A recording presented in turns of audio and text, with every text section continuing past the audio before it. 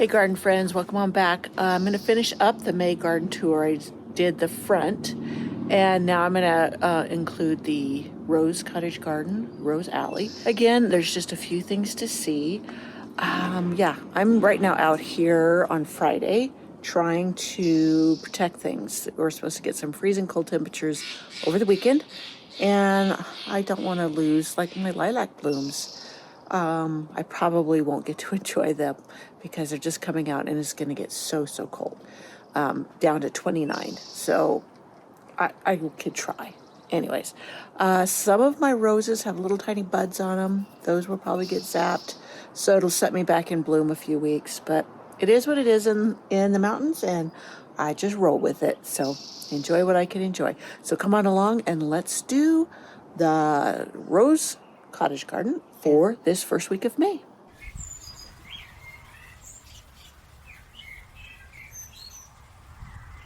So we're walking down the front porch to the side area.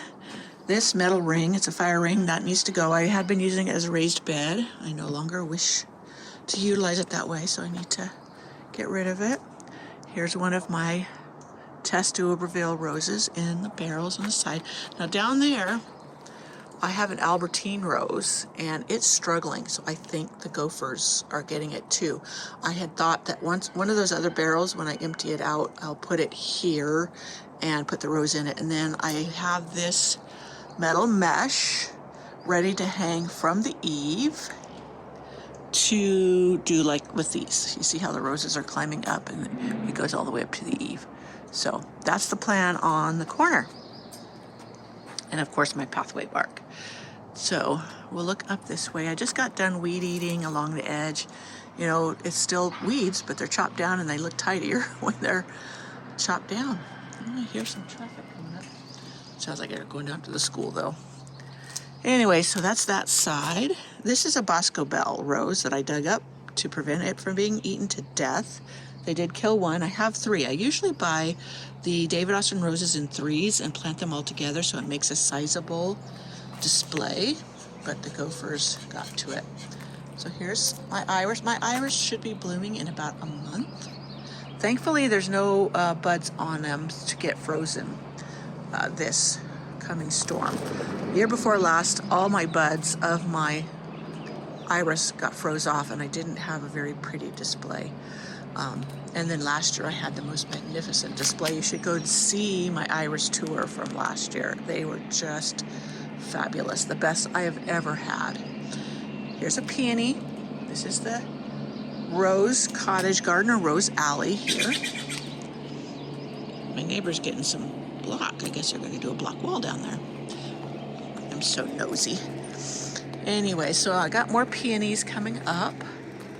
All of these are the same age. It's so funny how this one is so much bigger.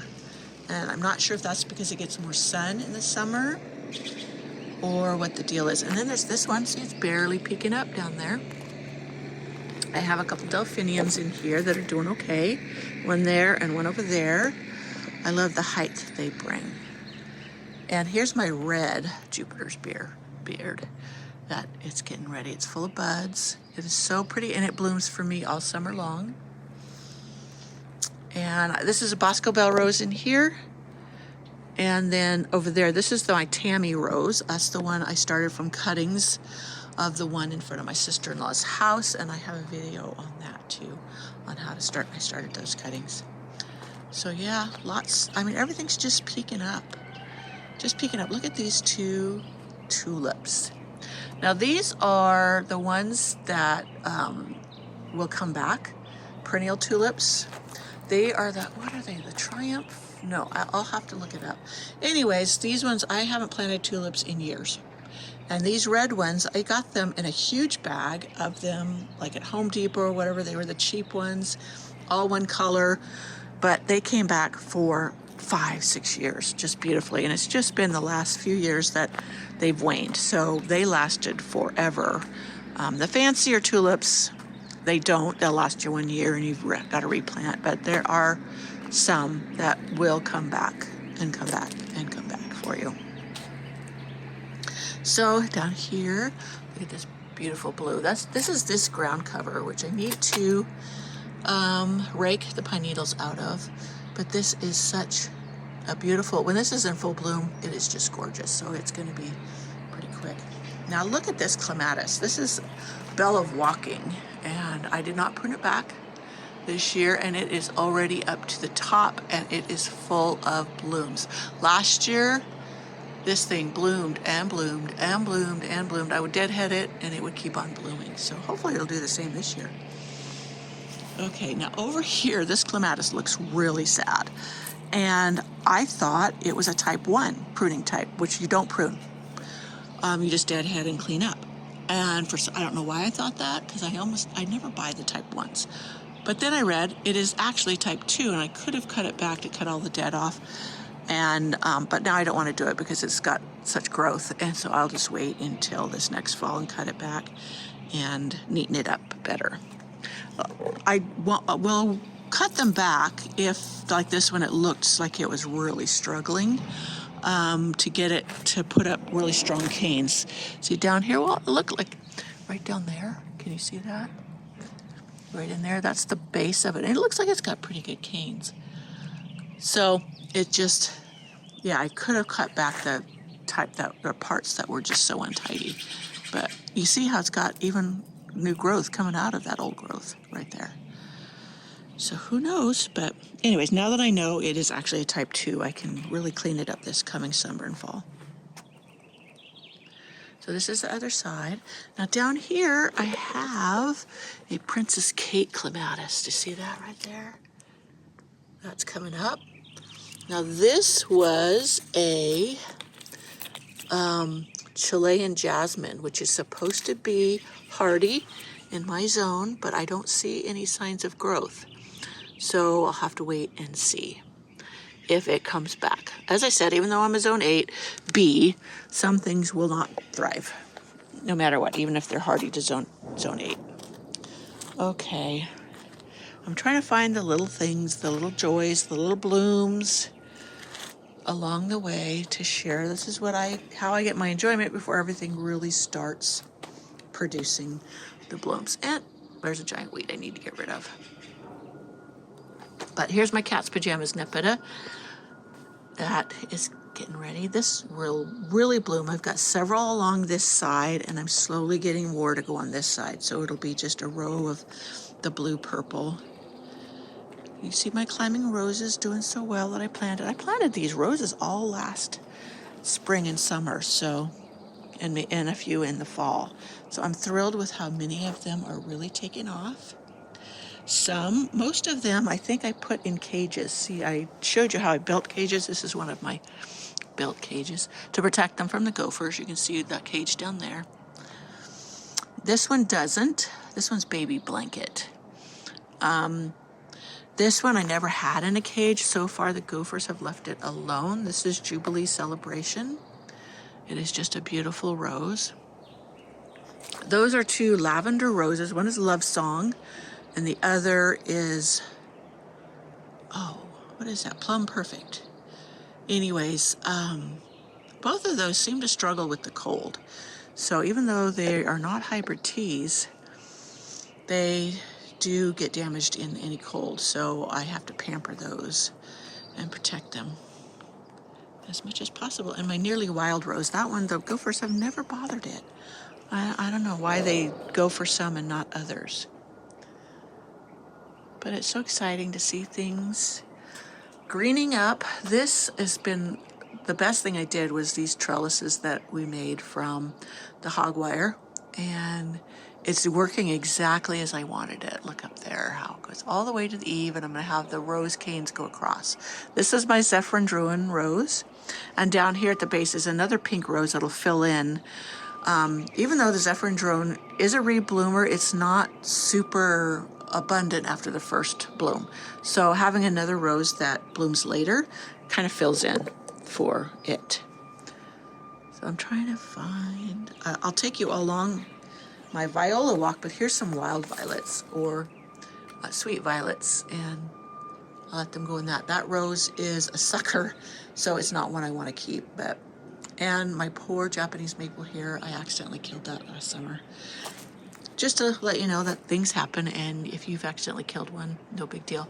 But here's a clematis here that's coming up. I don't know why I put it so far back from the arbor. That was a big mistake. It should have been closer, so I will put a rod from there over to here and have it trained over it, and it'll go up this arbor. But yeah, this little hardy geranium is just such a pretty plant. I didn't get it for the flowers. It doesn't show it as silver right now, but all summer long this is very silvery. It stays low. It just makes a fantastic ground cover, and I love it.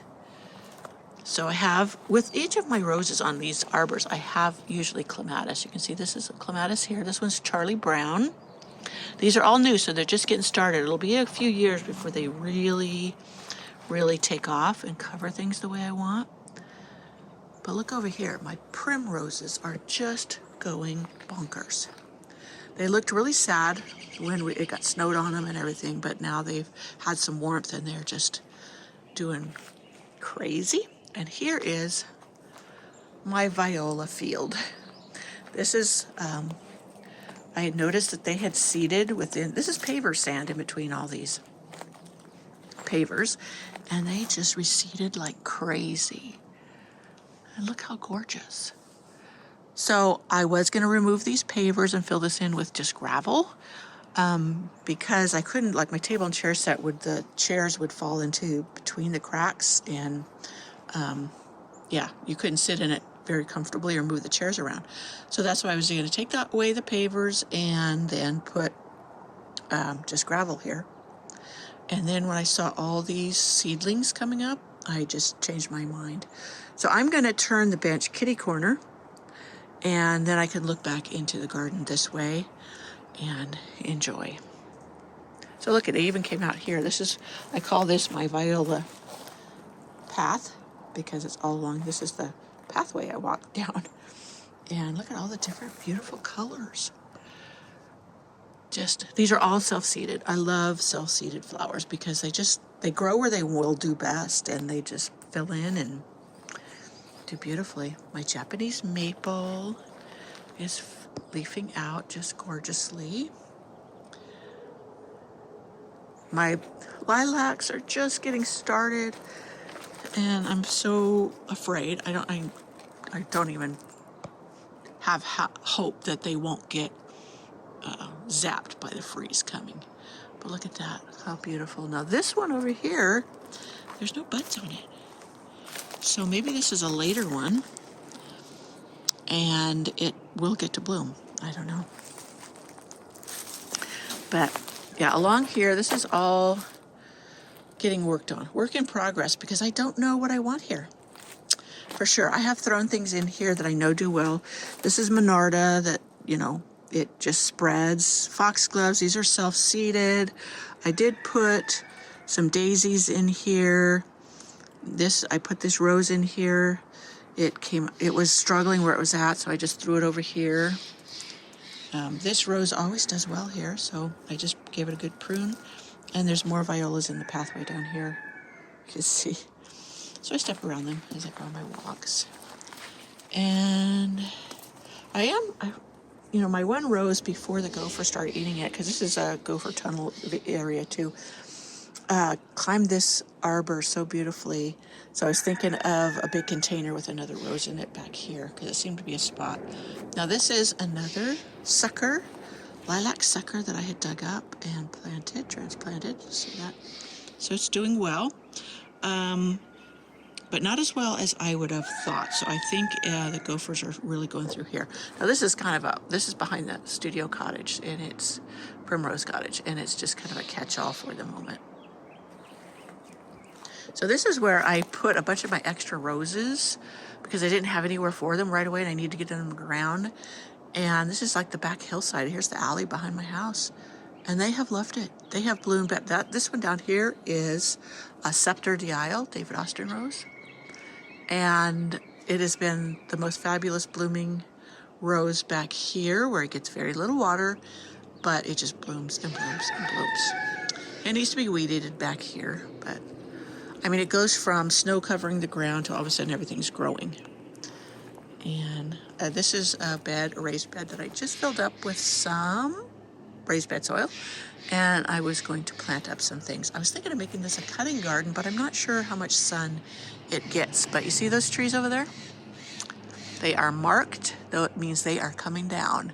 They are hazard trees that are likely to fall down and smush somebody's home, so that they need to come out. When those come out, I will get a whole lot more sun in the Rose Cottage Garden, and then along here, and then even in my Sacred Cottage Garden back here. See here? There's my lilac blooms before the freeze. I was going to get to enjoy them. We'll see what happens. This one over here doesn't seem to have any yet. Maybe it's going to bloom a little later. I don't know. But, yep. I don't know what's going to happen with this freeze, but one can hope. The beautiful Japanese maple before the freeze, it's just now leafing out. Last year when we had a late freeze, it zapped all the leaves on my Japanese maples and they just dried up and fell off, and it never did look pretty most of the summer. So I'm hoping maybe the leaves overhead, maybe it'll protect it a little bit. I don't have enough frost cloth to cover everything I would like to protect, so I don't know. It's just gonna have to be a crapshoot, I guess. All right, let's end this on just walking up my rose alley. Just imagine these arbors covered with roses when soon in the future. It's gonna take a couple years for them to fill out, but it's gonna happen. And a lot of these roses, like these ones down here, are vintage roses, and they're gonna grow beautifully, and they do well in my climate. So this Albertine is already, look at this thing. I just planted this last spring, and look how it is already up to the top of the arbor. So that one is loving it. Albertine blooms once in the spring. It's one of the earliest blooming ones, but that's why I have the other roses here with it that will bloom later, so they'll fill in when it's done. But it just blooms so beautifully that it is worth it, even though it's a one-time bloomer, and the blooms last a long time. So this, just imagine this, full bloom, all these irises, and going up. Yeah, so don't worry, that clutter there is gonna leave, gonna be moved one step at a time. I'm a lone ranger, I don't have help. It's only me, and I am getting older, so I just take it as it comes. No perfection here. Alrighty, I'll see you in the next video. Bye. So I hope you enjoyed this video of the gardens in May, and come on back. I'll probably do an update in late next week and see what happened after the freeze. Maybe it'll be good news. All right, I'll see you in the next video. Bye.